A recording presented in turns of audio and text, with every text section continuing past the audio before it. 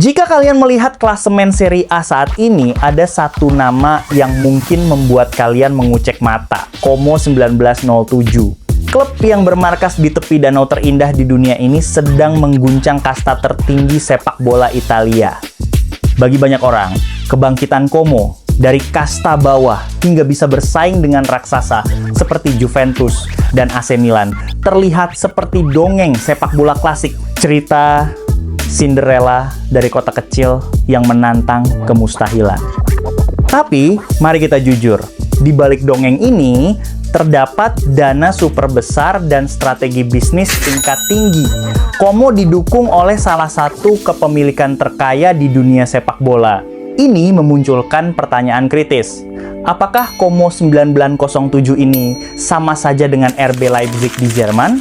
Hanya sebuah mesin korporat yang membeli kesuksesan? Menurut ulasan mendalam, jawabannya adalah tidak.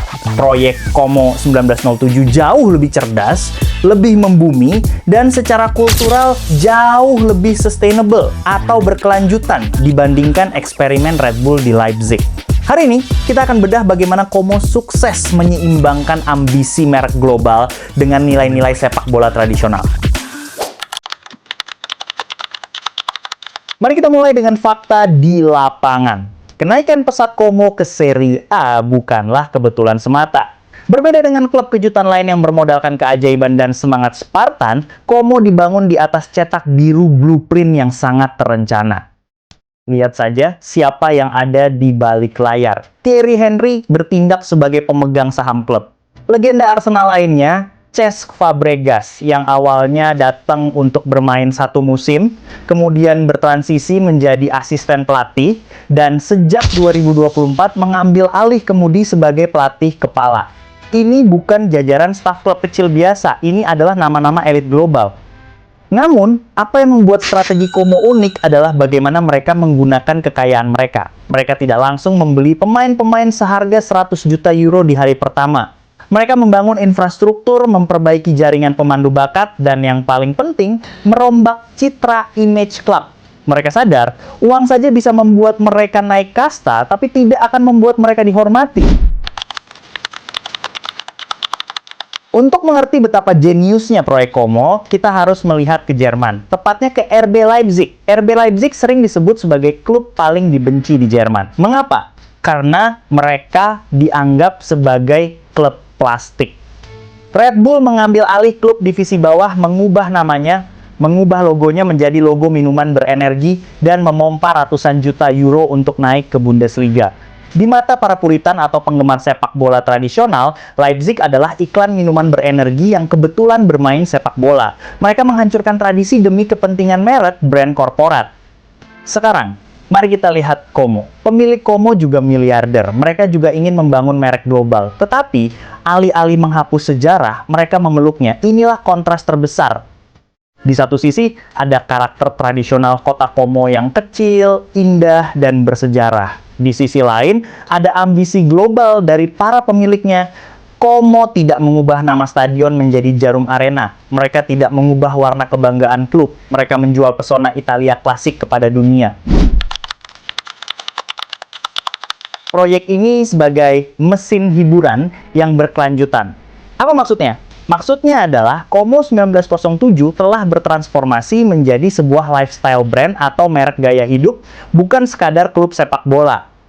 Jika RB Leipzig menjual minuman berenergi, Como 1907 menjual romansa.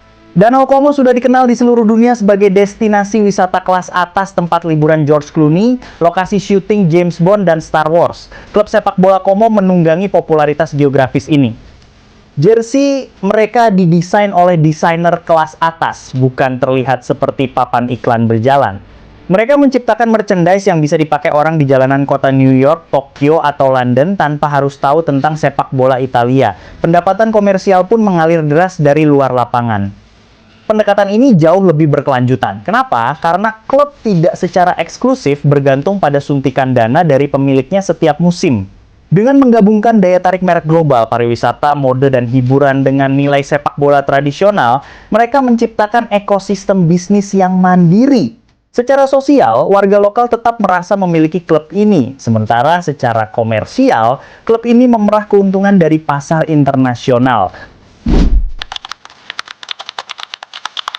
Tentu saja, strategi pemasaran yang brilian tidak akan ada artinya tanpa hasil di lapangan hijau. Dan disinilah keajaiban sesungguhnya terjadi. Como tidak merusak struktur Serie A dengan mendatangkan pemain-pemain tanpa visi. Di bawah arahan taktik Cesc Fabregas, mereka bermain dengan identitas. Ada statistik yang menarik soal penggunaan pemain, di mana Como secara cerdas mengombinasikan pemain internasional berpengalaman dengan talenta-talenta lokal yang tepat guna. Mereka membangun skuad dengan hati-hati. Bukan sekumpulan Galacticos yang dibayar mahal, melainkan sebuah tim kohesif yang mengerti bahwa mereka sedang membela lambang bersejarah, bukan sekadar proyek korporat.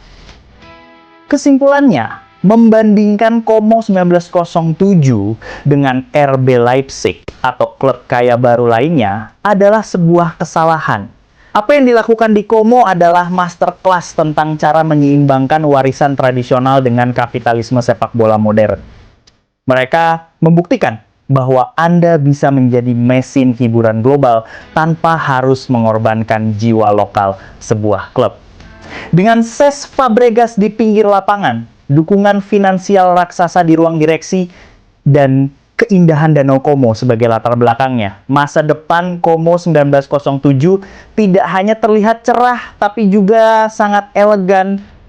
Bagaimana menurut kalian? Apakah model bisnis dan sepak bola seperti Como 1907 ini yang harusnya dicontoh oleh klub-klub kaya baru lainnya? Ataukah mereka pada akhirnya akan bernasib sama dengan klub-klub modern lainnya? Coba tulis pendapat kalian di kolom komentar di bawah.